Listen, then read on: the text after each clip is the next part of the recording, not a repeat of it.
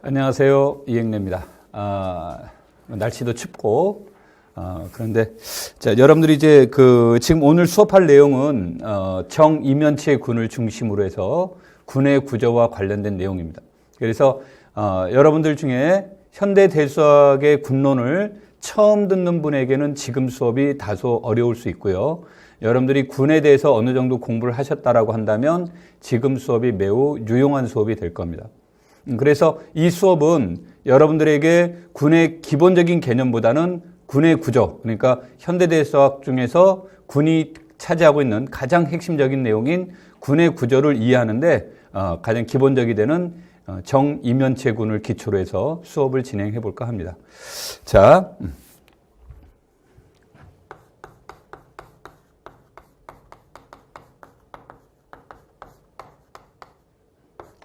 우리가 정이면체군이라는 것을 말로 표현한다면 무엇이 되느냐라고 한다면 정円각형의 합동변환군을 얘기를 하는 겁니다.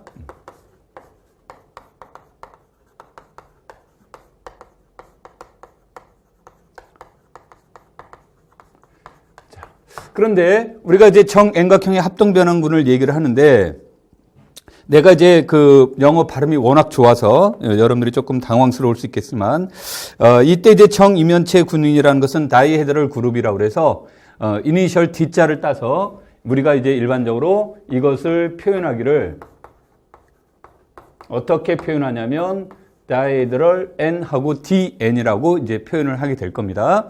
근데 우리가 정일각형, 정이각형 이런 거는 없죠. 그래서 이때 N은 항상 몇 이상이 되는 거냐면 3 이상이 되는 겁니다.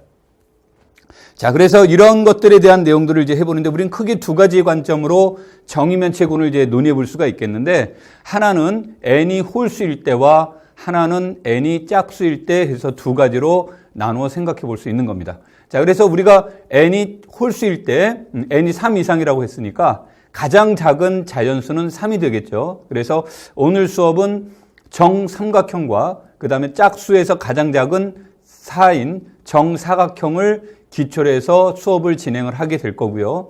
그와 같은 이제 구조가 이루어졌다라고 한다면 우리가 정피각형, 물론 여기서 P는 홀수인 소수를 지칭하고 있습니다. 정피각형과 어떤 관련성이 있는가, 그 다음에 이 문제들이 우리가 대칭군과는 어떤 관계가 있는가, 이런 것을 기초로 해서 보도록 하겠습니다. 자, 그 다음에 이제 여러분들이 필기를 하시게 되면 필기 노트를 요와 같이 되어 있다라고 한다면 아마 여러분들이 필기를 하는데 좀 불편한 점이 있을 거예요. 그래서 노트를 요와 같이 표현해 주는 게 좋겠고요. 아니면 여러분들한테 더 권하는 것은 조금 불편하더라도 도화지가 있다든지 아니면 비포 용지가 있다든지 큰 곳에다가 이것을 그리면서 여러분들이 수업을 듣는다면 훨씬 더 많은 도움이 될 겁니다. 자, 그래서 지금부터 이제 정삼각형에 관해서 얘기해 보도록 하겠습니다.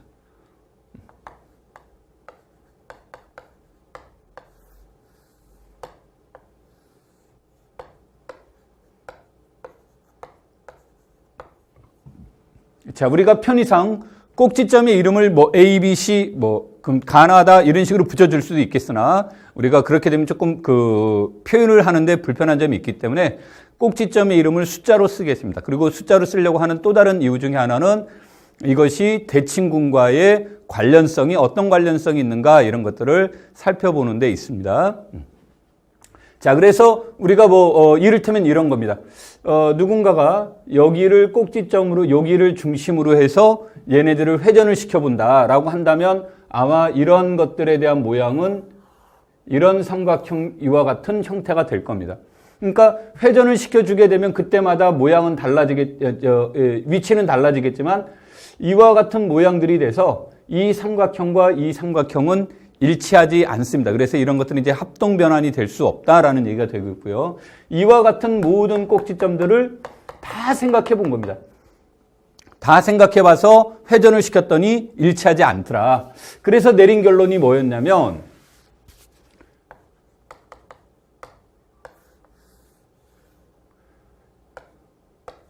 이 꼭지점에 무게중심을 중심으로 해서 무게중심을 잡아봤을 때 여기를 무게중심을 O라고 해보자 그런 얘기예요.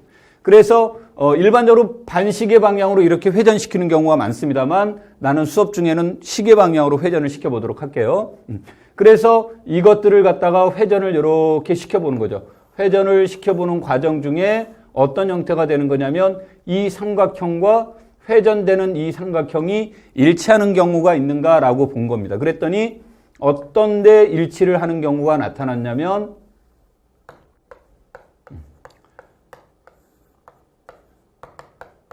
중심을 중심으로 120도를 회전해 줬더니 이 최초의 삼각형과 그 다음에 회전한 삼각형이 일치하는 경향이 나타나더라. 자, 그래서 이 내용을 다시 표현을 해보면요. 하얀색은 무엇을 지칭하는 거냐면 최초에 있었던 꼭지점의 이름이 되는 거고요. 120도를 회전하고 났더니 꼭지점 1의 위치는 여기로 와 있을 것이고 꼭지점 2의 위치는 여기로 와 있을 것이고 꼭지점 3의 위치는 여기로 와 있을 것이다 라는 얘기입니다. 그래서 여기서 또 한 번 시행을 해보자라는 거죠. 그래서 이 입장에서 본다면 시그마 제곱에 해당이 되겠죠.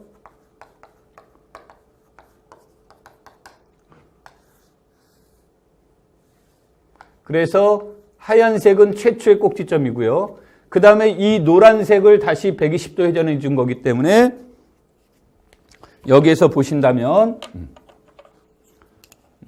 요 1은 여기로 와 있을 것이고 여기 있던 요 2는 요 자리에 와 있을 것이고 여기 있던 3은 요 자리에 이렇게 와 있더라 그런 얘기입니다. 그 다음에 또 120도 회전을 또 해보니 어떤 형태가 이루어지냐면 여기에 있던 요 1의 위치가 여기로 와 있을 것이고 여기에 있던 2가 여기로 와 있을 것이고 여기 있던 3이 여기로 와 있더라 이런 얘기예요. 결국은 뭐가 되냐면 시그마를 3번 만에 원 자리로 오게 되는 거죠. 그래서 우리는 시그마 3승은 1이다라는 표현을 쓰고 또는 우리는 시그마의 위수가 3입니다 라고 표현해 줄 수 있다가 됩니다. 자, 그 다음에 이제 또 어떤 내용들을 우리가 논의해 볼 수 있냐면 축이라는 것을 뭐 이런 식으로 뭐 얼마든지 축은 상상해 볼 수 있는 겁니다. 그래서 이런 축을 중심으로 회전을 시켜줬을 때 일치하는 경우가 언제가 있습니까? 그랬더니 이 꼭지점을 중심으로 마주보는 변을 2등분한 것을 봤더니 이것을 회전시켜 주니까 이것은 원래 내용과 똑같은 모양이더라 그런 내용이에요. 그래서 우리는 그것을 여기에서 타우라고 얘기를 해보겠습니다. 즉 타우란 이 그림상에서 보신다면 3은 그대로 두고 이것을 이 축을 중심으로 회전해 준 거죠. 그래서 최초의 내 거는 1, 2, 3이 주어졌다면 3은 고정이 되어 있으니까 이렇게 안 움직이고 1과 2의 위치만 이렇게 바뀌는 겁니다. 자, 이렇게 우리가 되어진다면 이때 얘네들은 몇 가지가 있을까요? 그러면 이와 같이 120도 회전해 주는 것 3가지와 그 다음에 3을 중심으로 2등분한 마주보는 변을 2등분하는 거 2를 중심으로 마주보는 변을 2등분하는 거 2를 중심으로 2등분하는 거 이와 같이 총 6가지가 나오더라 그런 얘기입니다. 자, 그런데 여기에서 우리가 시그마를 이렇게 해줘 봤습니다. 그러면 빨간색을 기준으로 120도 회전이 되는 거고요. 하얀색은 아까도 얘기했듯이 최초의 고유 번호가 되는 겁니다. 자, 그러면은 여기에서 무게중심을 중심으로 120도 회전해 준 거니까 2의 자리는 여기로 올 것이고요. 1은 여기로 오고 3은 여기로 오더라. 그리고 나서 보니까 어떤 문제와 동일하게 됩니까? 최초의 2를 중심으로 회전시켜 준 것과 결과가 같더라. 그러면은 얘는 결국은 뭐가 되냐면 타우를 해준 다음에 시그마를 해준 것과 같은 거구나라는 내용이 나오겠죠. 그 다음에 또 한 번 시그마를 이렇게 해봤습니다. 그래서 노란색을 120도 회전해 준 거니까 여기에서는 어떤 형태가 나올 거냐면 3은 여기로 오고 2는 여기로 오고 1은 여기로 왔죠. 이것도 최초 거하고 비교해 보니까 2를 중심으로 회전해 준 것과 같더라가 되겠죠. 다시 말해서 얘를 중심으로 회전해 준 것은 시그마 제곱도 타우가 되더라. 아, 그러면 결국은 6가지에 대한 내용들을 다 우리가 이제 결론적으로 구해지게 됐죠? 이걸 써본다면 이런 얘기가 되는 겁니다.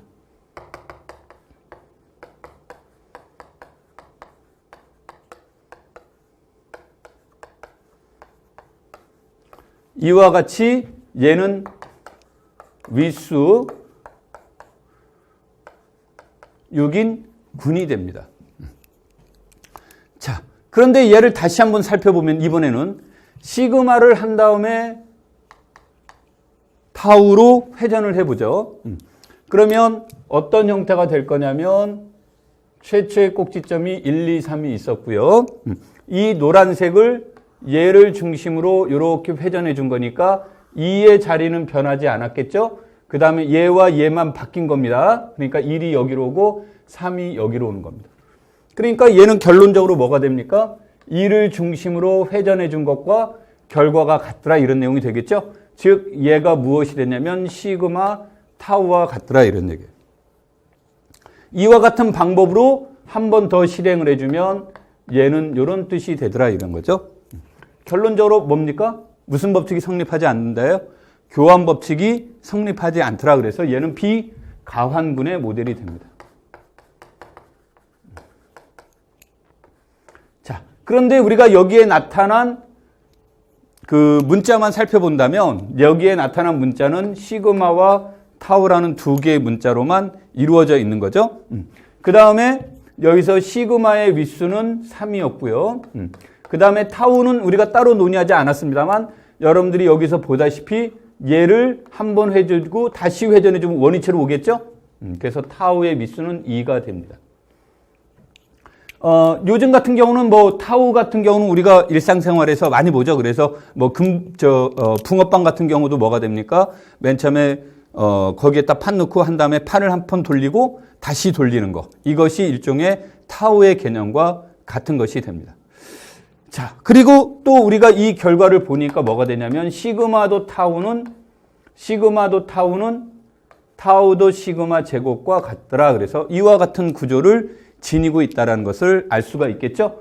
그런데 이 내용을 보면 우리가 3차 대칭군이 뭡니까?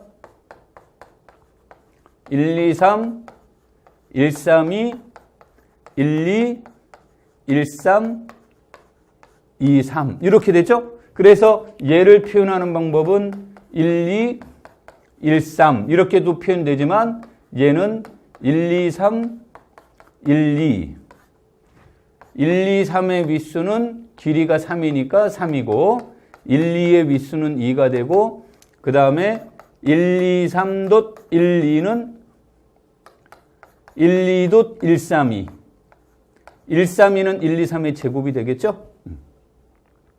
그러고 봤더니 얘하고 얘가 어떻게 됩니까? 시그마가 1, 2, 3, 타우가 1, 2의 개념이 되겠죠? 아, 그래서 얘네들은 구조적으로 같구나. 그래서 동형이다라는 말을 이제 사용하게 되는 겁니다. 자, 다시 이제 이 문제를 가지고 홀수의 내용으로 이제 넘어가게 되면요. 이것의 특징은 이 시그마라고 하는 것은 무엇을 얘기를 하냐면 무게중심을 중심으로 얘네들을 n등분 나눈 겁니다. 그래서 얘는 n분의 360도를 지칭하는 겁니다. 그래서 물론 윗수는 n이 되겠죠. 그 다음에 타우라고 하는 것에 대한 내용은 이 타우라고 하는 것은 이 축을 중심으로 한 축 회전의 문제가 됩니다. 그래서 우리가 정의면체군의 대표적인 특징은 시그마를 중심으로 회전시켜 준 거 말고요. 나머지 축에 대한 회전이 되기 때문에 이것들의 공통점은 윗수가 2라는 것이 이것들의 특징에 해당이 됩니다. 그래서 여러분들이 보실 때 정삼각형의 문제가 이제 이것의 문제가 되는 거죠. 자, 그렇다면 이거와 이제 유사하게 조금 복잡하기는 합니다만 유사하게 본다면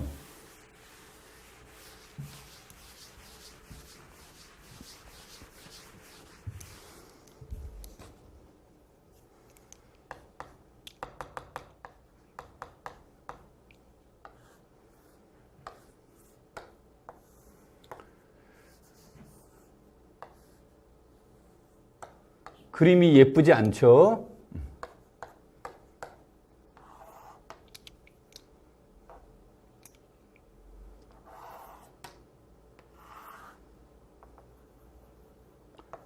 무게중심을 O라고 한다면요. 얘네들을 중심으로 해서 보면 어떤 형태가 나오냐면 여기가 5분의 2파이에 이제 해당이 되는 겁니다. 그래서 여기서 시그마를 무엇으로 말하는 거냐면 무게중심 O를 중심으로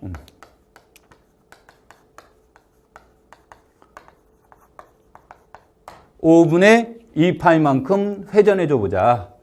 그러면 얘네들은 어떤 모양이 되냐면 꼭지점의 위치 변화를 보시면 뭐가 될 거냐면 1은 어디로 가 있겠습니까? 2의 자리로 가 있을 것이고 2는 3의 자리로 가 있고 3은 4의 자리에 가 있고 4는 5의 자리에 가 있어서 우리가 이제 치환해서 본다면 1, 2, 3, 4, 5 치환과 똑같은 치환의 모양을 이제 지니고 있구나 이렇게 이제 알 수가 있습니다.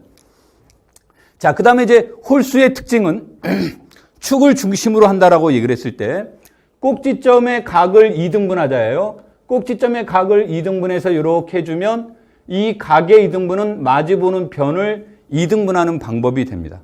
그래서 이와 같은 축을 만드는 방법은 2를 중심으로 각을 2등분해 주는 방법, 2를 중심으로 2등분하는 방법, 3을 중심으로 2등분하는 방법, 4를 중심으로 2등분하는 방법, 5를 중심으로 2등분하는 방법, 총 5가지가 나오겠죠. 자, 그래서 그 중에 하나를 우리가 여기에서처럼 얘를 타우라고 놓아보자 그런 얘기입니다. 그럼 이 타우에서 보시면 얘를 중심으로 회전해 주는 거니까요. 꼭지점 1에는 변함이 없고요. 2와 5의 위치가 바뀌는 거죠. 이렇게. 그 다음에 3과 4의 위치가 이렇게 바꿀 겁니다. 그래서 여기에서 타우는 일종의 1은 변함이 없고 2와 5, 그 다음에 3과 4라는 이와 같은 모양이 되어집니다. 자, 이렇게 해주면 우리는 DO는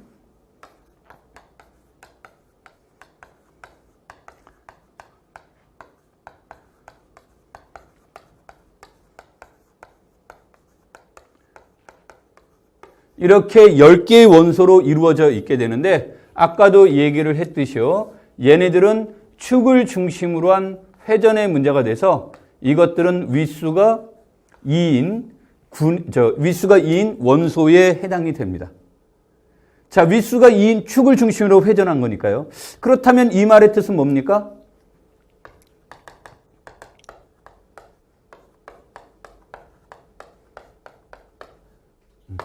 얘가 항등사상이 되더라 이런 얘기죠. 항등변환의 문제가 되고 이 말은 즉 시그마도 타우의 역원은 시그마도 타우에 해당이 될 거고요. 우리가 대수적으로 해석하면 이것은 이런 뜻이었죠. 시그마 인버 타우 인버스도 시그마 인버스요. 그런데 타우의 윗수는 2였습니다. 타우의 윗수는 2니까 타우의 역원은 타우가 되겠죠. 시그마의 윗수는 5였죠. 5니까 시그마의 역원은 시그마의 4승이 되더라 이런 얘기입니다. 그래서 이 문장을 다시 재표현해 보면 어떤 형태가 될까요? 그러면 시그마 타우. 그 다음에 시그마의 윗수는 5가 됐고요. 타우의 윗수는 2가 되는데 시그마도 타우는 타우도 시그마의 4승과 같습니다라는 이와 같은 특징을 지니고 있습니다. 자, 그래서 이 말로부터 우리가 알 수 있는 것은 DO 속에는 원소가 10개가 존재하는데요. 이때 10개라는 말의 뜻은 무슨 뜻을 얘기를 하냐면 5 더하기 5를 지칭하는데요. 이때 앞에 있는 5의 뜻은 무엇을 말하냐면 시그마가 5분의 2파이라고 그랬죠. 5분의 2파이로부터 얻어지는 게 5가지가 있습니다. 이런 뜻의 문제가 되는 거고 요 뒤에 있는 5라는 말의 뜻은 여기에서 꼭지점을 2등분하면 마주보는 변을 2등분하는 이와 같은 축이 꼭 5개가 있습니다. 그래서 5 더하기 5. 그래서 항상 이거로부터 우리가 귀납적 방법을 적용을 해보면 n이 홀수이면 이때 dn 속에 있는 원소의 개수는 n 더하기 n개, 그래서 꼭 이 n개가 존재한다. 이런 결론에 도달하게 되는 겁니다. 자, 그 다음에 이제 두 번째 짝수인 경우로 넘어가서 보도록 하겠습니다.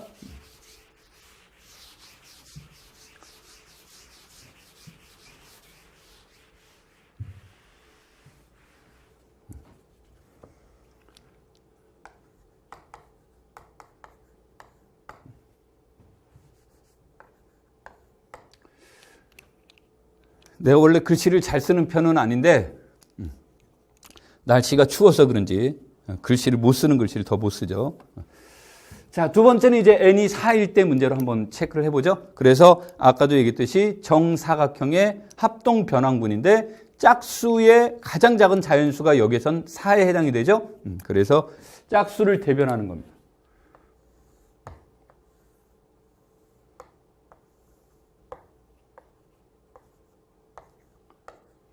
그래서 우리가 꼭지점을 1, 2, 3, 4라고 하고요. 무게중심을 이렇게 이제 잡아줘 보면요. 무게중심을 5라고 잡자라는 얘기죠. 자, 그래서 얘네들을 이제 무엇만큼 회전해 보자라는 얘기냐면 90도 회전을. 그러니까 얘네들은 이제 90도가 아니라 다른 회전을 해주면 이것들의 모양도 이와 같이 일치하지 않습니다. 그러니까 얘네들을 계속 회전해 줬더니 최초의 그림과 일치하는 경우는 뭐가 될까요? 그랬더니 90도 회전해 줄 때 일치하더라 그런 얘기죠. 자, 그래서 여기서 시그마라고 하는 것을 무엇이라고 얘기를 하냐면 90도 회전으로 보자 그런 얘기예요. 즉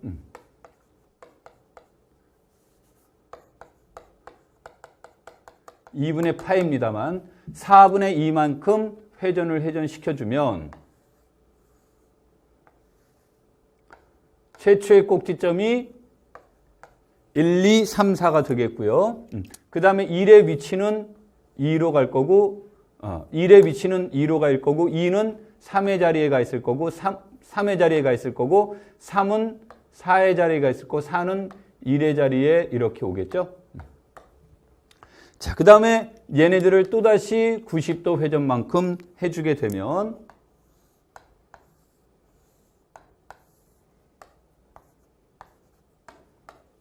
얘네들에 대한 내용은 이와 같은 모양이 나올 거고요. 또 한 번 90도 회전을 해주게 되면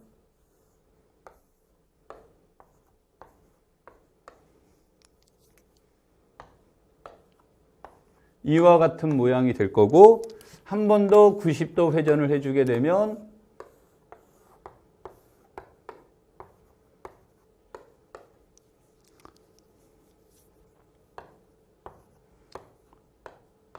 이렇게 된다는 얘기입니다.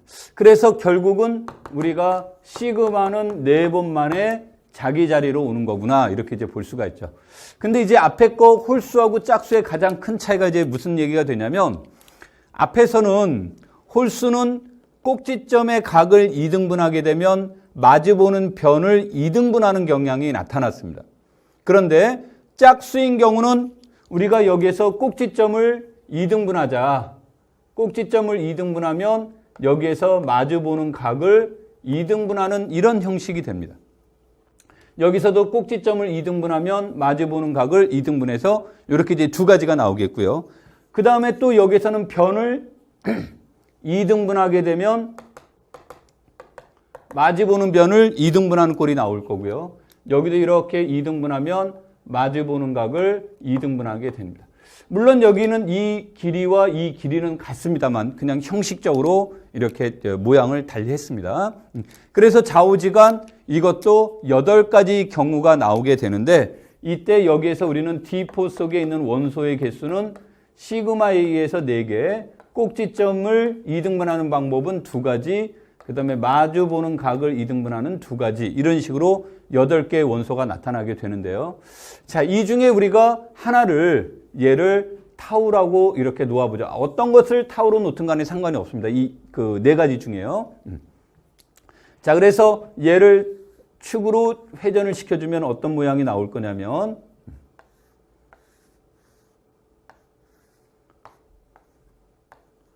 1, 2, 3, 4에서 2와 4는 고정이 되어 있는 거죠.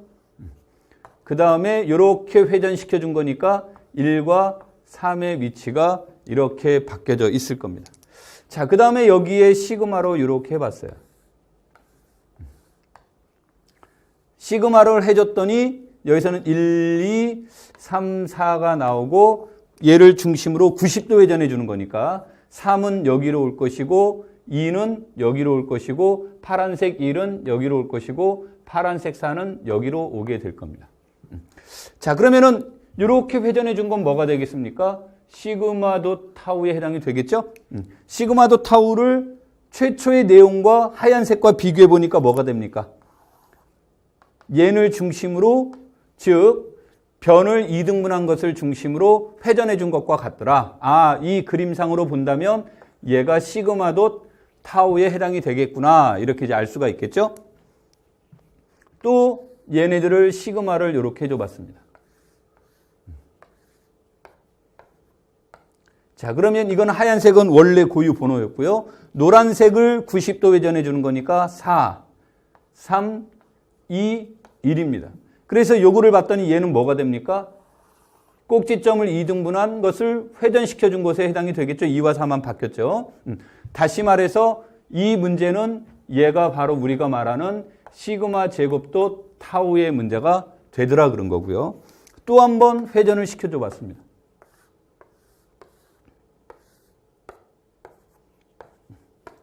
그래서 얘네들을 빨간색을 90도 회전해주면 1, 4, 3, 2가 되고요. 얘네들은 뭐가 됩니까? X축을 중심으로 이렇게 바뀌어준 회전해준 것의 문제가 되겠죠. 즉 이것은 시그마 3승도 타우의 문제가 되더라. 아, 이 문제를 보니까 우리는 따라서 D4라고 하는 것은 제곱 시그마 3승 타우, 시그마도 타우, 시그마 제곱도 타우, 시그마 3승도 타우에 해당이 되는 거구나. 그래서 이 내용들을 보면 아까도 얘기했듯이 얘네들은 축을 중심으로 한 거니까 윗수가 2인 군에 해당이, 윗수가 2인 원소에 해당이 되더라 그런 얘기고, 얘네들을 다시 재편해 보면 시그마와 타우만으로 이루어졌는데 시그마 4승은 타우 제곱은 하고 이렇게 이루어지더라 그런 얘기입니다. 자, 그런데 아까 시그마도 타우는 무엇이 됩니까? 그러면 시그마도 타우는 우리 앞에서 계산한 것과 똑같이 계산해주면 얘네들은 이것의 문제가 되겠죠? 자, 그래서 이와 같이 이루어지더라 이런 얘기입니다. 이것이 이제 우리가 D4를 얘기하는 것의 모양이 되는 겁니다. 물론 이 그림상으로 여러분들이 한 번 더 해보고 싶다. 이거를 직접 얘가 맞는지를 확인해 보고 싶다면 이제 여기에다가 타우를 해줘 보면 알겠죠? 그러면 타우가 이거를 얘를 중심으로 이렇게 회전해 주는 거라고 그랬으니까 여기에선 1, 3은 바뀌지 않는 거고요. 2와 4의 위치만 이렇게 바뀌어져서 결국은 이 축에 해당이 되겠죠. 다시 말해서 여기로 오는 것은 타우도 시그마에 해당이 되겠죠. 즉 얘가 타우도 시그마, 즉 이 그림상으로 본다면 얘가 타우도 시그마와 같다라는 사실을 알 수 있을 겁니다. 그래서 이와 같은 형태로 이루어지더라. 그래서 우리가 이런 것들을 귀납적으로 연결해서 본다면 어떤 모양이 나올까요? 라고 본다면 이제 지금부터 이 내용을 다시 정리해 보도록 하겠습니다.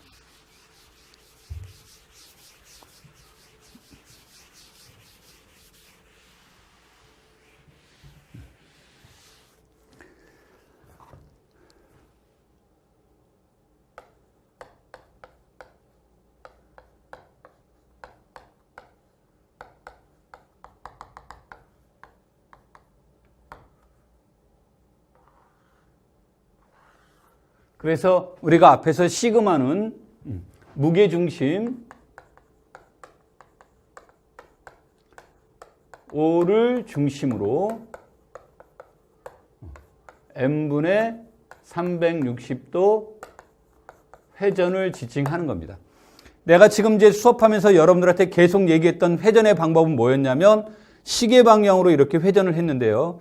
우리가 정상적인 방법은 반시계 방향이 정상적인 방법입니다. 그래서 꼭지점의 이름을 내가 1, 2, 3, 4 그러면 이제 다른 보통 책들은 1, 2, 3, 4라고 이렇게 표현을 씁니다. 그게 이제 편안한 방법이 이제 그 표현이 돼서 그러니까 이건 저자들마다 꼭지점의 이제 위치를 표현하는 방법은 달라지는데 시계 방향을 중심으로 생각할 거냐 반시계 방향을 중심으로 생각할 거냐의 문제가 되는 겁니다. 그렇지만 회전 변환에는 이제 변함이 없기 때문에 결과는 같은 결과를 얻어내는 겁니다.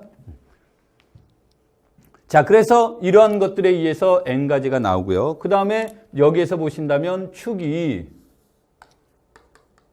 축을 중심으로 한 회전이 꼭 n개가 나오게 되겠죠. 꼭 n개가 나오게 되는데 우리가 이제 이런 것은 타우, 시그마도 타우, 시그마 제곱도 타우, 시그마 n승 마이너스 1도 타우 이렇게 이제 표현이 된다는 건데 이것들의 공통점은 뭐라고 그랬냐면 아주 중요한 말입니다. 이것들의 공통점은 윗수가 모두 다 몇이었냐면 2라는 것이 이것의 이제 공통점이죠. 자, 그래서 이거로부터 얻어지는 것은 dn 속에 있는 원소의 개수는 2 곱하기 n개만큼 있습니다. 라는 것이 나왔고요. 이것을 표현을 해주자면 얘네들은 시그마 타우로부터 이루어지는데 시그마의 윗수는 n이었고 타우의 윗수는 2가 됐다. 그 다음에 이때 시그마도 타우도 시그마의 n-1승과 같더라. 이것은 다시 말하면 이런 거예요. 우리가 이 문제를 이렇게 회전해주면 90도가 됩니다만 아까도 얘기했지만 반대로 가면 몇 도가 되겠습니까? 270도의 문제가 되겠죠. 그래서 n-1이라고 하는 것은 시그마가 5분의 2파이였다면 시그마 n-1승은 반대 방향으로 얼만큼 움직이는 것과 똑같은 효과를 얻어낸 거냐면 n분의 n-1 곱하기 2파이만큼 회전해 준 문제가 되는 겁니다. 그래서 여러분들이 문제를 다루실 때 n-1이라는 것은 그래서 일종의 뭐가 되냐면 반대 방향이다라고 생각하시면 되는 겁니다. 즉 여기에서 이것의 뜻은 이것을 지칭하는 겁니다. 그래서 여러분들이 문제를 다룰 땐 n-1승보다는 시그마 인버스가 더 편리할 때가 많습니다. 산술적인 문제를 다룰 때는요. 그래서 이와 같은 내용으로 이루어져 있다가 기본적인 내용이 되는 겁니다. 자, 그렇다면 이제 여기에서 첫 번째 Sn, 즉 얘는 n차 대칭군을 말하죠.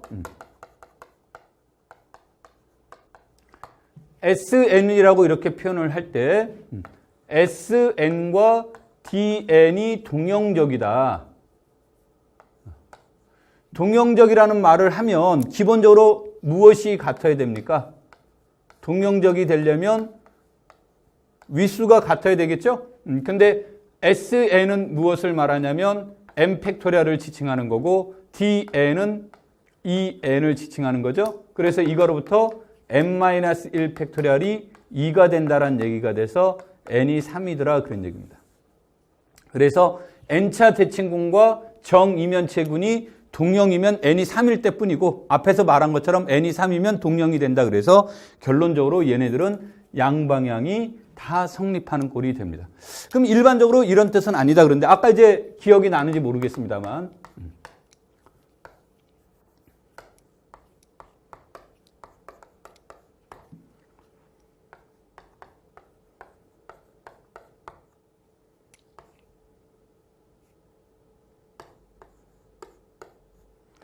자, 이렇게 보면 얘는 무엇의 부분군이 됩니까? S4의 부분군이 되겠죠? 그런데 이것은 실질적으로 우리가 대수적으로 무엇과 동형이에요? D4와 동형적이 됩니다. 그런가 하면 또 S5에서 보시면 D5는 어떤 형태가 주어졌냐면 아까 시그마가 일종이 뭐였습니까? 시그마가 5분의 2만큼 회전시켜준 거였죠. 그래서 꼭지점의 이름만 놓고 본다면 1은 2로 회전되고 2로가 있고 2는 3으로 3은 4로 4는 5로 가는 이와 같은 모양이 되었었죠. 그 다음에 아까 이제 머릿속에서 다시 한번 상기해 보시면 이것을 타우로 잡아줬죠. 이것에 대한 회전을. 그러니까 이때 어떤 모양이었습니까? 저것은 2와 5의 위치가 바뀌었고 3과 4의 위치가 바뀌었죠. 그래서 얘는 무엇의 부분군이 됩니까? 오차 대칭군의 이제 부분군이 되더라 그런 얘기죠. 그래서 이제 이와 같은 말을 일반화시킨 게 이제 케일리의 주장이죠. 그래서 이제 케일리의 주장은 어떤 것을 주장을 하고 있냐면 모든 유한군은 대칭군과 n차 대칭군의 부분군과 동형적이 된다. 그 부분군은 이제 물론 우리가 찾아야 되는 겁니다. 그래서 우리가 보통 보시면 모든 유한군은 n차 대칭군의 부분군으로 표현해 줄 수 있다가 되는데 문제는 n차 대칭군이라는 것이 생각보다 상당히 복잡하다라는 겁니다. 생각보다 상당히 복잡하다 보니까 사람들이 n차 대칭군보다 그것을 표현해 줄 수 있는 또 다른 방법이 있다면 또 다른 방법을 선호하게 되는 거고요. 그래서 이제 그러한 문제를 다루기 위해서 우리가 하나씩 모델화 시켜 나가는 겁니다. 그 중에 하나가 이제 D4의 문제가 됐습니다. 자, 그렇다면 우리가 왜 D4는 또 중요하게 여길까요? 라는 문제가 나올 수 있는데요. 그래서 D4가 중요한 이유가 되는데 그 얘기는 조금 이따 하도록 하고요. 이걸 기초로 해서 조금 구조화를 시켜보도록 하겠습니다.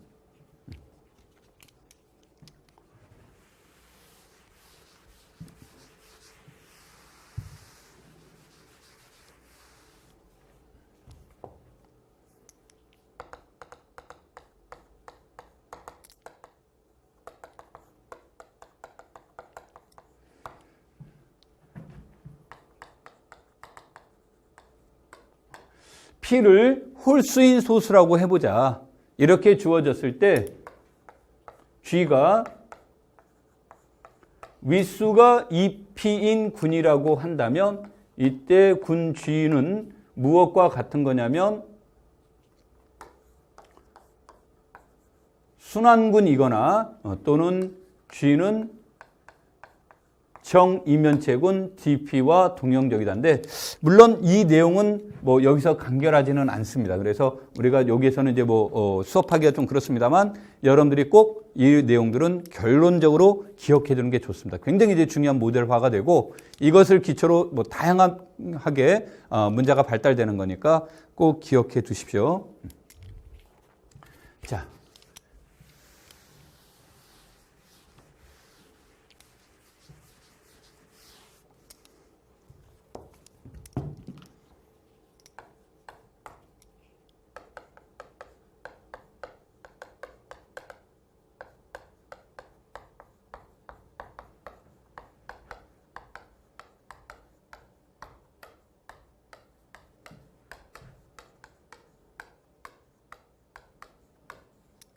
얘가 이렇게 주어지는데요.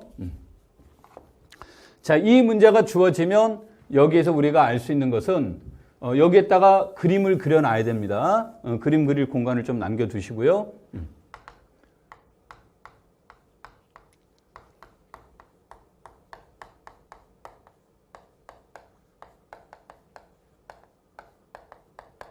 우리가 이제 D4의 중심을 시그마 제곱이라고 한다면 이때 시그마 제곱은 180도 회전을 지칭하는 겁니다. 그러니까 180도 회전이니까 오른쪽 방향으로 180도 회전을 하든 왼쪽 방향으로 180도 회전하든 결과는 뭐가 되겠습니까? 똑같은 결과가 돼서 이때 D4 속에 있는 교화음축이 성립하는 원소는 360도 회전해준 1과 180도 회전해준 시그마 제곱이 됩니다. 그래서 우리가 이제 그 D4의 부분군들은 어떻게 생겼을까요? 라는 걸 알아보자인데 D4 속에는 원소가 8개가 있죠. 그래서 부분군의 윗수는 8의 약수에 된다는 것이 라그랑지의 정리죠. 그래서 그 라그랑지 정리가 물론 역은 성립하지 않습니다만 그것을 기초로 해서 이제 우리가 문제를 다루어 보면 윗수가 4인 부분군이 있을까요? 그랬더니 시그마의 윗수는 몇입니까? 4가 됐죠. 그래서 이 D4의 부분군 속에는 시그마에 의해서 생성되어지는 것이 있습니다. 그런 얘기입니다. 자, 그러면 시그마 3승은 요 안에 들어가 있죠. 그래서 시그마 3승에 의해서 만들어진 것은 시그마의 부분군인데 이것의 윗수도 몇이 됩니까? 4가 되고 이것의 윗수도 4가 된다죠. 그래서 우리가 유한집합의 정의가 뭐냐면 농도가 같은 부분집합은 자기 자신밖에 없더라라는 논리에 의하면 시그마와 시그마 3승은 같은 것이 됩니다. 그래서 여기에서 시그마 3승은 표현하지 않습니다. 자, 그 다음에는 윗수가 4인 원소는 없습니다. 그러니까 윗수만 따져본다면 윗수가 1, 4, 2, 4, 요것들 몽땅 2. 그러니까 윗수가 4인 것은 예로부터 생성하는 거나 예로부터 생성하는 거 두 가지를 상상할 수 있었는데 시그마로부터 생성한 그 윗수가 4인 순환부분군과 시그마 3승이 생성한 윗수가 4인 순환부분군은 같다라는 말을 썼죠. 그러니까 윗수가 4인 순환부분군은 딱 하나만 존재하는 겁니다. 그래서 그러면 이제 윗수가 4인 순환부분군은 더 이상 없는 겁니다. 근데 우리가 알기로는 윗수가 4인 부분군은 두 가지로 알려져 있죠. 하나는 순환부분군이고 하나는 클라인의 4원소군에 해당이 됩니다. 그럼 클라인의 4원소군에 대한 정의는 뭡니까?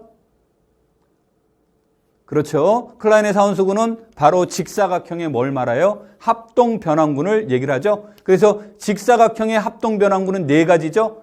하나는 뭡니까? 360도 회전한 거 하나고요. 또 하나는 180도 회전한 거고요. 또 하나는 X축 회전이고요. 또 하나는 Y축 회전에 해당이 되겠죠. 그래서 그와 같은 논리로 여기서 본다면 이것들에 대한 모양은 무엇이 되냐면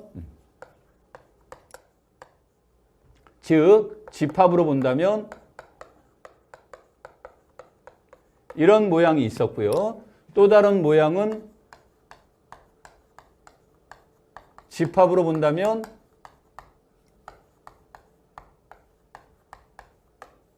이렇게 네 가지에 해당이 됩니다.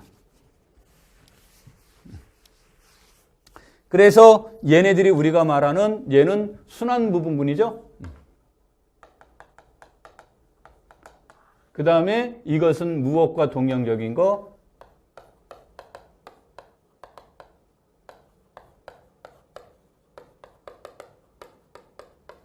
클라인의 4원소군. 이것도 무엇과 구조적으로 같냐면 클라인의 4원소군과 동형적이 됩니다.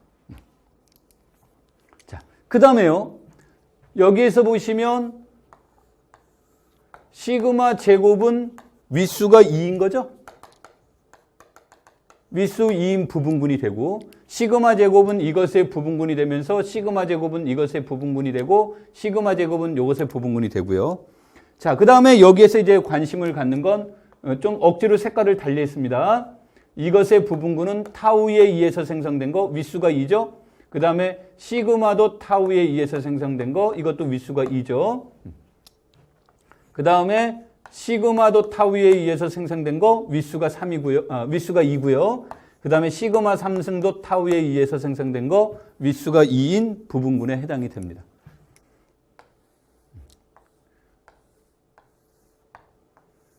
그 다음에 이것들에 의해서 생성된 거 윗수가 1인 부분군에 해당이 되겠죠. 자, 이와 같이 정이면체군의 부분군은 이와 같이 생겼습니다. 자, 그 다음에 이제 세 번째요. 1번은 얘가 1번입니다. 따로 안 썼습니다만 1번이 되겠고요. 자,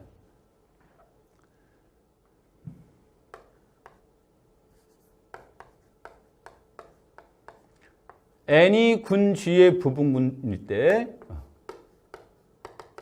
인덱스가 G에서 n의 인덱스가 2이면 G에서 n의 인덱스가 2라는 말은 군 G를 n을 중심으로 분할했더니 등분할을 했더니 두 개로 나누어지면 이런 뜻이죠. 그렇게 된다면 이때 n은 군 G의 정규 부분군이다라는 논리인데 이것의 뜻은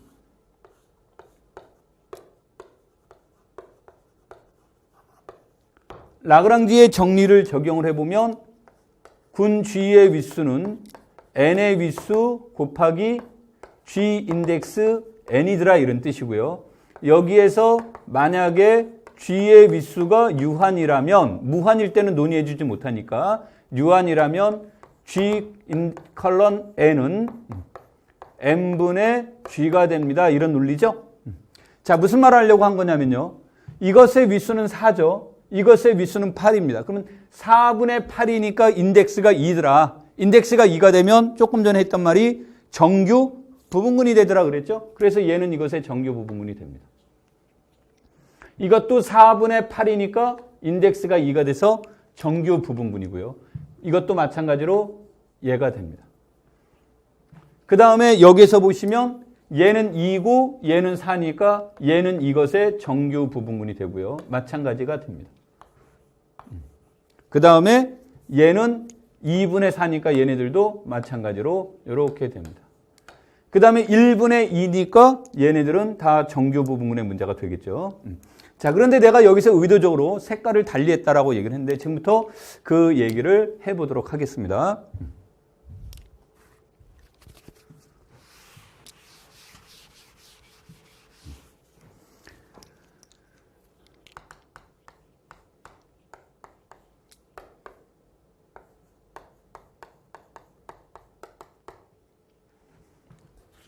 이거 지울게요. 다시. H가 N의 부분군이고 N이 G의 부분군이면 H는 군 G의 부분군이다. 이 명제는 뭐가 돼요? 참인데 H가 N의 정규 부분군이고 N이 G의 정규 부분군이면 H도 G의 정규 부분군이다. 이 명제는 거짓이 됩니다. 자, 그래서 그것에 대한 판례가 바로 이것인데요. 타우는 이것의 정규고 이것은 이것의 정규인데 여기에서 보시면 이런 거죠. 시그마 타우를 계산해주면 시그마의 1타우가 되고 얘는 계산 결과 시그마도 타우에 해당이 되겠죠. 타우도 시그마를 해주면 1타우의 시그마가 되는 거고 시그마 타우도 시그마에 해당이 됩니다. 그럼 우리가 앞에서 다루었던 것처럼 얘와 얘는 같죠. 그런데 시그마도 타우와 타우도 시그마는 어땠습니까? 다른 결과는 좌측 잉여와 무엇이 다르다요? 우측 잉여가 달라서 타우는 D4의 무엇은 아니다요. 타우는 D4의 정규 부분군이 아닙니다. 이런 뜻이에요. 얘도 이것의 정규 부분군이 아니고 빨간색은 다 D4의 정규 부분군이 아니 되는 겁니다. 그래서 이게 이제 대표적으로 여러분들이 알아야 될 모델 중에 하나는 정규 부분군의 정규 부분군은 일반적으로 정규 부분군이다라고 말할 수 없다는 거고요. 그것의 대표적인 예가 이겁니다. 그래서 여러분들이 이와 같은 판례 중에서 가장 쉬운 판례가 정이면체군 D4입니다. 그래서 여러분들이 개인적으로는 와우 복잡한데 이렇게 말할지 모르겠으나 이거보다 더 간단한 예제는 없습니다. 그래서 꼭 참고적으로 이 기억은 하셔야 되는 겁니다. 그래서 정의면체군 D4를 얘기를 했습니다. 우리가 조금 더 깊게 한번 이제 들어가 보도록 하죠.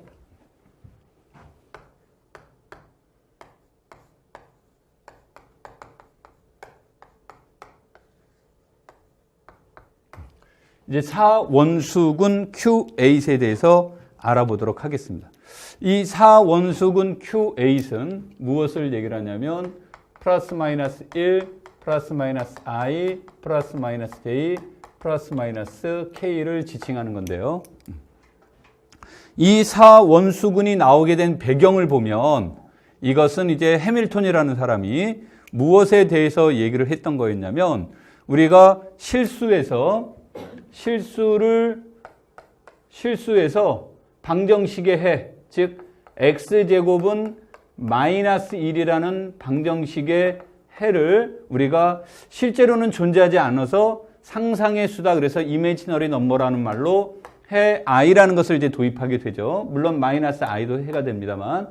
그래서 이 말은 실수에 i를 첨가시켰더니 복소수체 C가 얻어진 거죠. 그래서 우리가 이제 복소수라고 말을 하는 이유 중에 하나는 복잡하다라는 뜻에서 이제 복소수라는 말을 이제 사용하게 되는 겁니다만 이와 같이 이제 복소수체를 만들어냈는데 해밀턴이라는 사람이 그렇다면 복소수를 실수해서 복소수를 만들었던 방법과 똑같은 방법으로 또 다른 무엇인가를 만들 수 있지 않을까라고 생각을 한 거죠. 그래서 무엇을 상상을 한 거냐면 이런 아이디어를 낸 겁니다. Z제곱은 마이너스 1. 그런데 물론 여기에서 Z는 플러스 마이너스 i가 아닌 숫자를 상상을 해보자 그런 겁니다. 그래서 만들어낸 숫자가 이것의 해로 만들어낸 것을 우리가 J다라고 놓은 겁니다. 그래서 물론 마이너스 J도 되겠죠.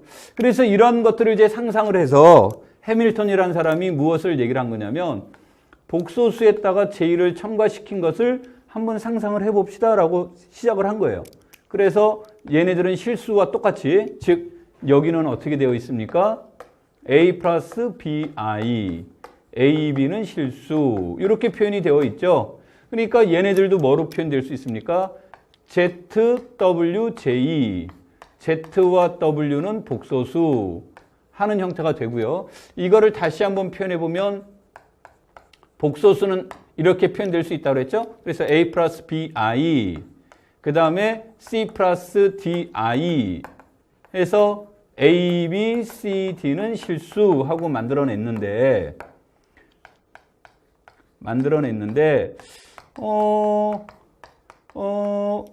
왜 소리가 나오는지 알겠죠?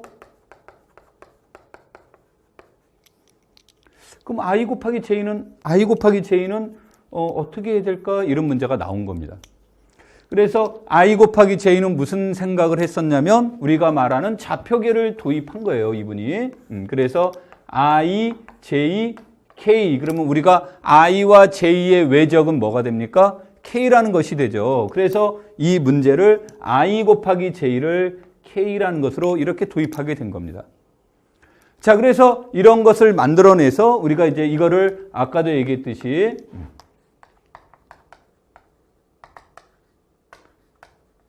해밀턴에 의해서 만들어졌는데 여기에 이제 치명적인 문제가 발생이 됐어요. 왜냐하면 우리가 실수해서 복소수를 만들 때 곱셈의 교환 법칙이 성립이 됐는데 우리가 여기에서 보면 외적에서 본다면 I와 J의 외적은 K가 됐습니다만 여기에서 J와 I의 외적은 마이너스 K가 돼버렸죠. 다시 말하면 곱셈의 교환 법칙이 성립하지 않았던 겁니다. 즉 얘는 체가 아니라는 거죠. 얘가 체가 안 되다 보니까 이것에다가 해밀턴의 사원수 숫자를 붙일 수가 없었던 거예요. 그래서 해밀턴의 수라는 말을 못 붙이다 보니까 사람들이 그러면 이것의 이름을 우리는 해밀턴의 사원수 환이라고 명명을 합시다 라고 나온 거예요. 이게 원소의 개수가 4라는 뜻이 아닙니다. 그래서 해밀턴의 사원수 환이라고 표현을 써놓고 이것을 사람들이 해밀턴의 이니셜을 따와서 H라고도 하고 뭐 여기다가 팔자를 쓰기도 하고 뭐 하여튼 형태가 나오겠죠. 그래서 이런 것들이 이제 얻어지는데 이때 얘네들을 만드는 여기에 나왔던 1, I, J, K를 원소로 삼는 문제를 생각해 봅시다. 그래서 나온 게 해밀턴의 사원수군이라는 말이 나온 겁니다. 그러면 여기에서 나와 있는 내용들은 우리가 앞에서 처음에 방정식에 해서 얻었던 것처럼요. 방정식에 해서 얻었던 것처럼 어떤 내용들이 나오냐면 I 제곱은 J제곱은 K제곱은 마이너스 1이 된다는 성질을 가지고 있고 I 물론 4승은 그래서 J 4승은 K 4승은 다 1이 되겠죠? 또 하나의 특징은 여기에서 I 곱하기 J는 K가 된다라는 거고요. J 곱하기 I는 마이너스 K가 됐기 때문에 얘네들은 교환 법칙이 성립하지 않는다라는 얘기죠. 그래서 얘네들도 대표적인 비과환군의 모델이 됩니다. 자, 이것을 조금 다른 관점에서 이제 해석해 보도록 하겠습니다. 그래서 여러분들이 굉장히 중요한 모델이고 뭐 시험에서도 여러 번 나오기도 했습니다만 앞으로 또 나올 개연성이 굉장히 높은 모델이 됩니다. 그래서 우리가 이제 하나를 기억해 본다면 이런 거죠. G가 아벨군일 때 N이 군 G의 부분군이라는 말과 N이 G의 부분군이라는 말과 N이 군 G의 정규 부분군이라는 말이 항상 성립됩니다만 아벨군이면 요게 성립된다죠. 그런데 요게 성립되면 얘가 아벨군일까요? 그러면 얘는 거짓이라는 거죠. 이 거짓인 발얘가 바로 사원수군에 해당이 됩니다.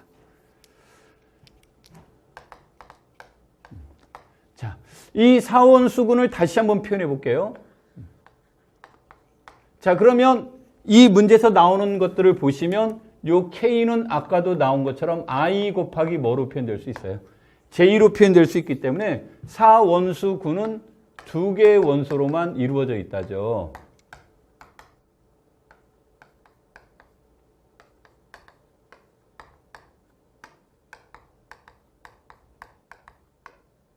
이렇게 이루어져 있습니다. 이렇게 이루어져 있는데 여기에도 그림을 아까 그 부분군 그렸듯이 격자도 그렸듯이 여기도 그림이 그려져야 되고요.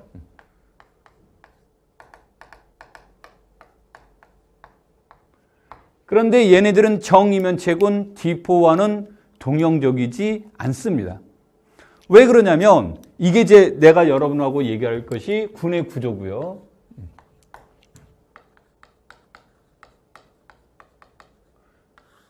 군의 구조를 대변하는 것이 무슨 정리입니까?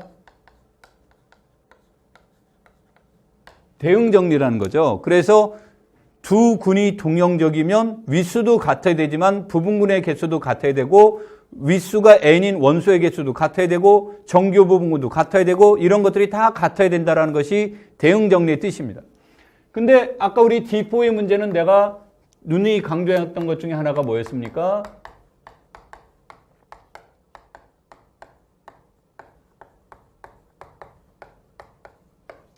원소 나율로 따져준다면 요거를 제외한 나머지의 밑수는 2죠. 즉 윗수가 4라는 원소에 의해서 생성되어진 건데 이 문제를 보시면 얘네들은 다시 써보면 이거죠. 마이너스 1은 I 제곱이죠. I 3승은 마이너스 I고요. 이렇게 되면 여기서 I가 여기서 말하는 시그마와 같은 역할을 하고 있지만 J와 마이너스 J와 K와 마이너스 K의 윗수는 몇이 됩니까? 4가 되죠? 아까 우리가 정이면체군 D4는 이것에 의해서 생성되어진 것 말고 나머지 원소의 윗수는 2인데 4원수군은 나머지 원소의 윗수도 4가 됩니다. 즉 구조가 다르다. 그래서 여러분들이 이런 구조 문제를 논의할 때는 동형사상을 통해서 찾는 것이 문제가 아니고요. 핵심적인 건 저와 같이 똑같은 구조를 지니고 있으면 대수적으로 같다라는 말을 쓰는 거고 구조가 다르면 대수적으로 다른다는 말을 사용을 하는 겁니다. 그리고 이런 군의 구조를 이해하는데 핵심적인 내용은 바로 여기에 있는 겁니다. 즉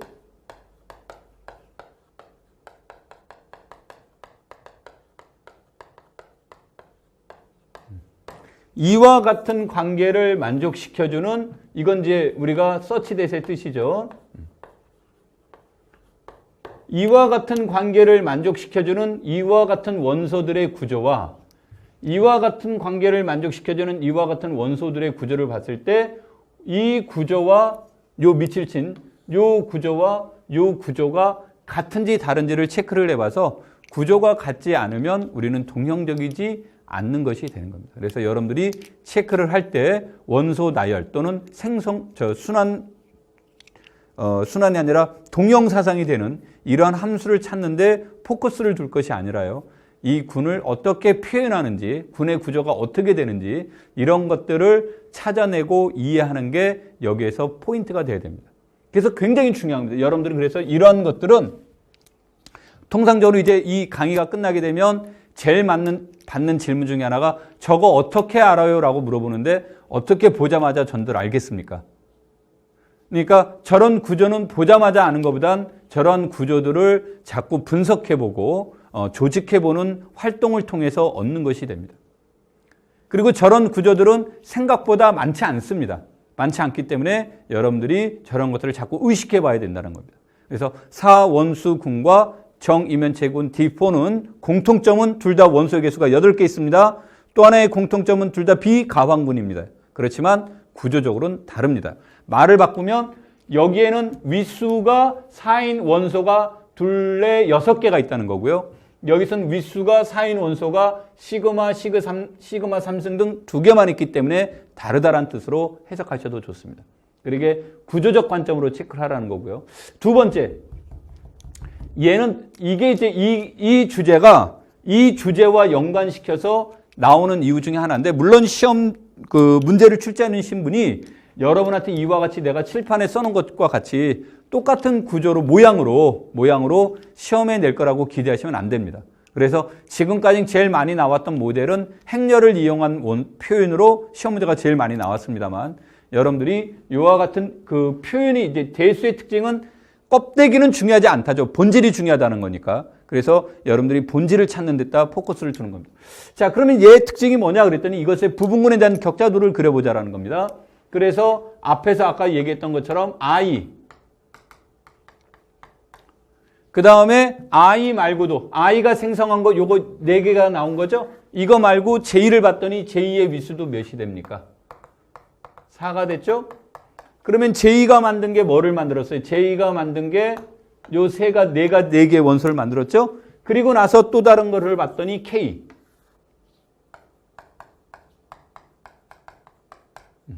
그 다음에 위수가 2인 것을 봤더니 마이너스 1.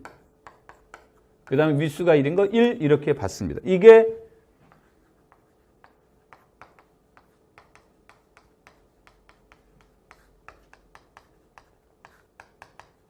격자도의 문제가 됩니다. 이런 격자도의 문제가 되는데 아까 인덱스를 다시 볼까요? 인덱스를 봤더니 4분의 8이니까 2죠. 2가 되면 정규가 된다고 그랬습니다.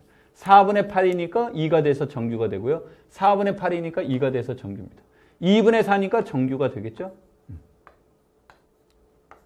이렇게 되는데 이 내용을 다시 보시면 요 마이너스 1은 무엇과 같은 모양입니까? 봤더니 얘가 바로 Q8의 중심입니다.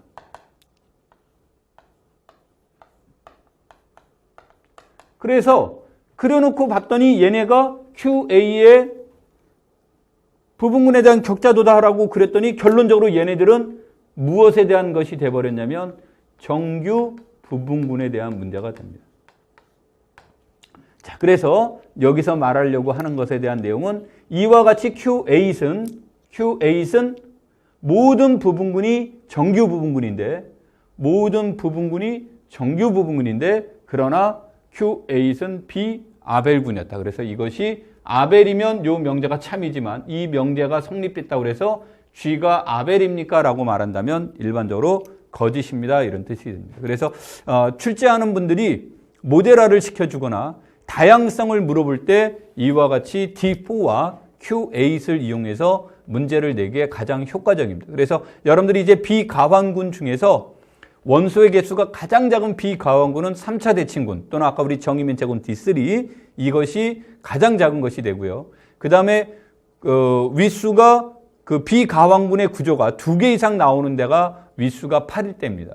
그리고 그 8일 때 두 가지가 뭐였냐면 정이면체군 D4와 그 다음에 Q8 이 그 4원수군입니다. 4원수군인데 이거를 또 오해를 해서 왜 원소가 4원수인데 4개예요? 그러면 안 됩니다. 4원수군 이런 것들이 이제 대표적으로 여러분들이 꼭 알아야 될 가장 기본적인 모델이 됩니다. 그리고 이 둘은 동형적이지 않다. 동형적이지 않는 이유는 앞에서 말한 군의 구조가 다르기 때문에 그렇더라. 이런 관점에서 요것들을 체크를 해봐야 됩니다. 자, 그래서 내가 이제 여러분들하고 했던 내용들의 대표적인 모델을 가지고 이제 얘기를 했습니다.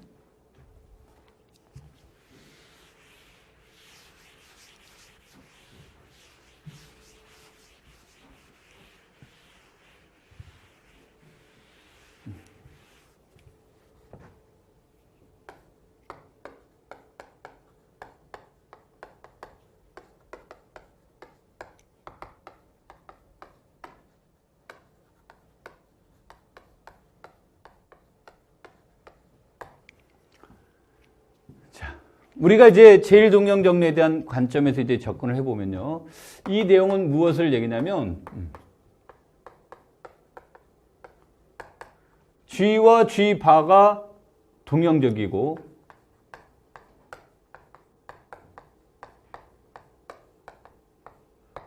n이 g의 정규 부분군, n 바가 g 바의 정규 부분군 이렇게 주어져 있을 때 n과 n 바가 동형적이면 g 오버 n과 g 바 오버 n 바도 동형적이더라. 다시 말해서 g와 g 바가 동형적이고 n과 n 바가 동형적이면 잉여군도 무엇이 된다? 동형적이다. 그래서 구조가 같더라 이런 내용이죠.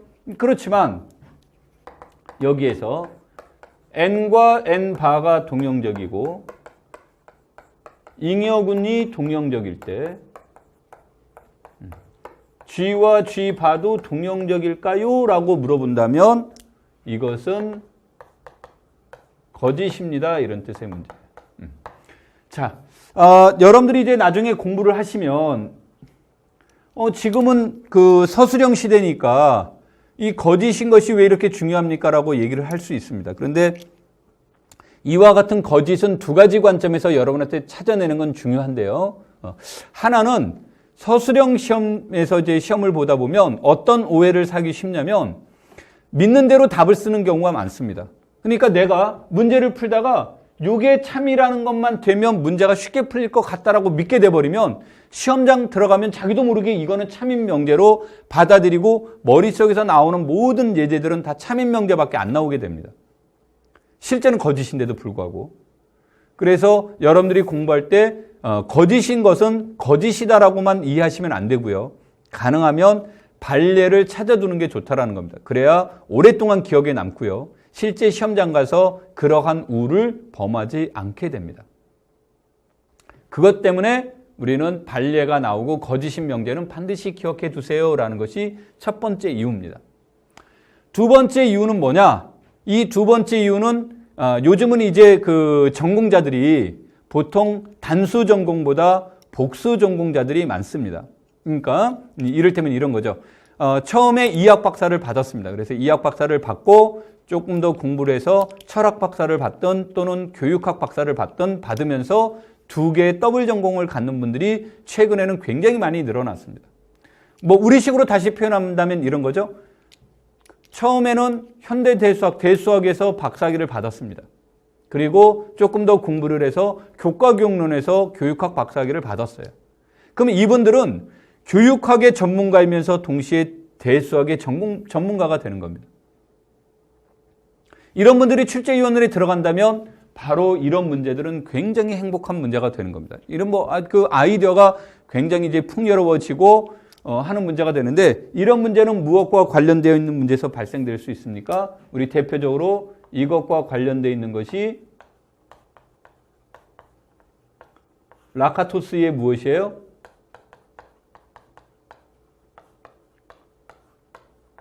중경험주의라든지 또는 뭐가 있을까요?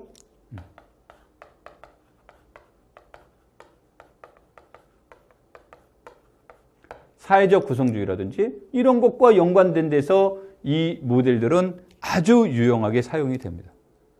그래서 이런 것들이 여러분들이 학교 수학과 연관이 된다면 물론 이런 것들은 학교 수학에서는 잘 안 나오게 됩니다. 학교 수학을 이제 영역을 벗어난 거기 때문에요. 그런데 이제 이런 문제들은 실해석학과 학교 수학에서 말하는 미적분학 이런 문제들은 뭐 거의 유사하죠. 그래서 그런 것들 연계를 시키고 뭐 실제 시험에도 출제가 됐었고요. 어떤 문제가 나온 적이 있습니까?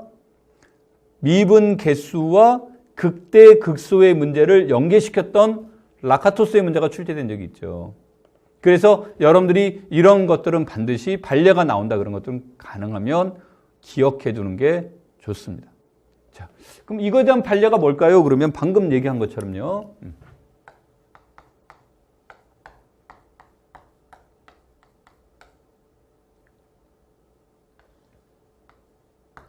D4와 Q8은 서로 동형적이지 않죠? 그런데 우리가 여기서 말하는 것 중에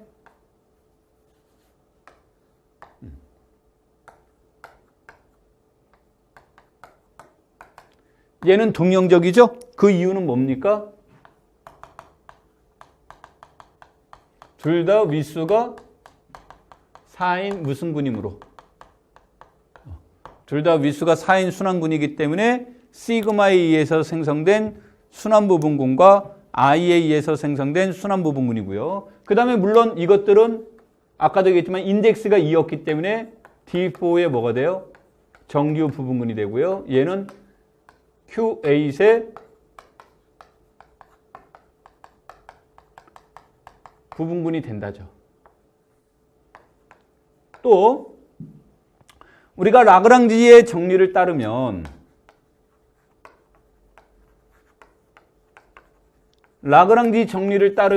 우리가 무슨 말을 얘기했냐면 윗수가 소수인 군은 무슨 군밖에 없답니까?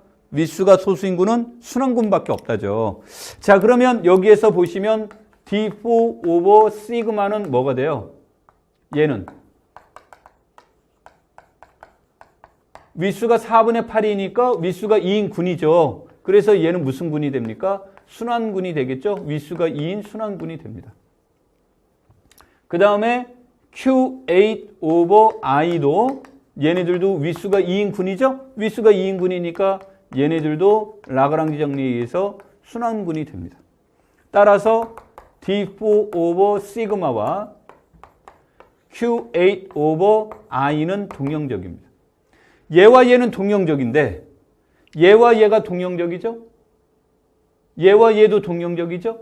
그렇지만 무엇은 아니다. 원래 최초의 군 D4와 Q8은 동형이 아닙니다.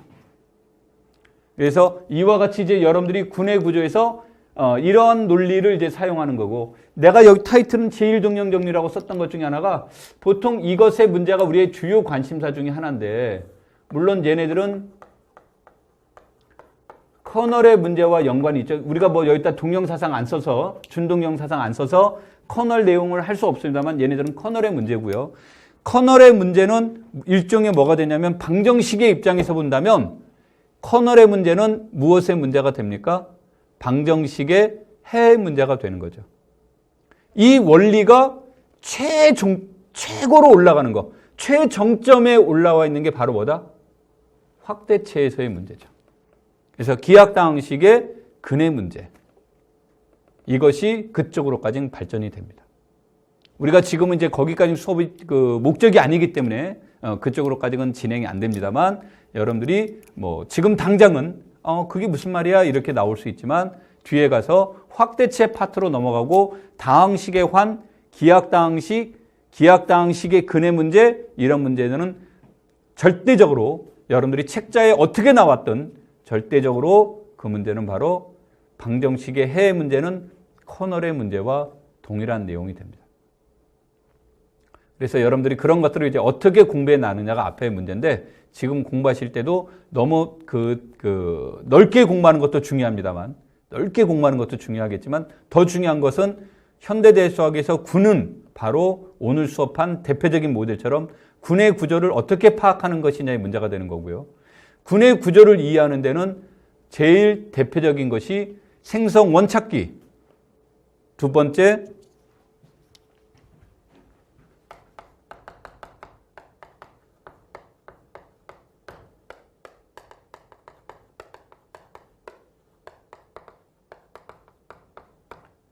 생성원 찾기인데, 이 생성원 찾기 얘기하면 꼭 오해하는 분들이 있습니까? 생성원 순환군에서만 생성원을 얘기하는데 순환군이 아니래도 생성원 존재합니다.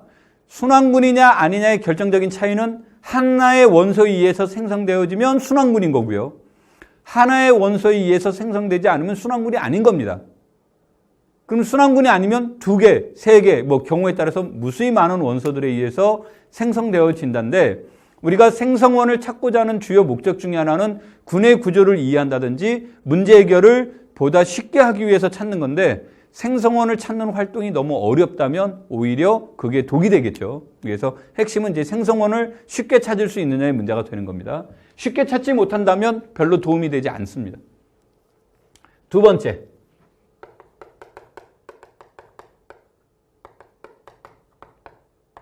생성원의 윗수. 그래서 아마 수업하면서 내가 내내 얘네들을 뭐로 표시했어요? 얘네들이 생성원입니다. 시그마의 윗수는 4고요. 타우의 윗수는 2예요. 이렇게 썼던 게 생성원의 윗수를 지칭하는 겁니다. 세 번째,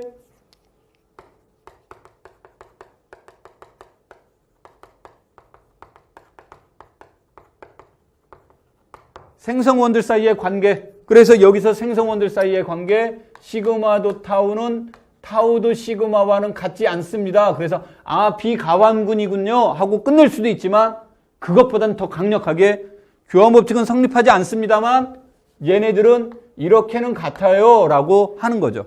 이런 것들, 그래서 관계, 윗수, 생성원 찾기, 이 세 가지가 바로 군의 구조입니다.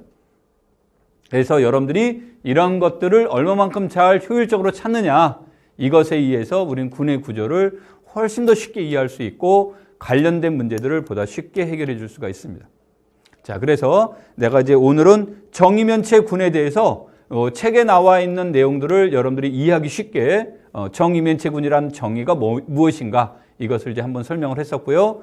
두 번째로는 정면체 군에서 대표적으로 나오는 것이 D4와 그 다음에 QA, 이 둘은 윗수가 8인 비가왕군인데 구조적으로는 다르다라는 것을 얘기를 하면서 군의 구조란 무엇인가, 이것에 대해서 간략하게 설명을 했습니다.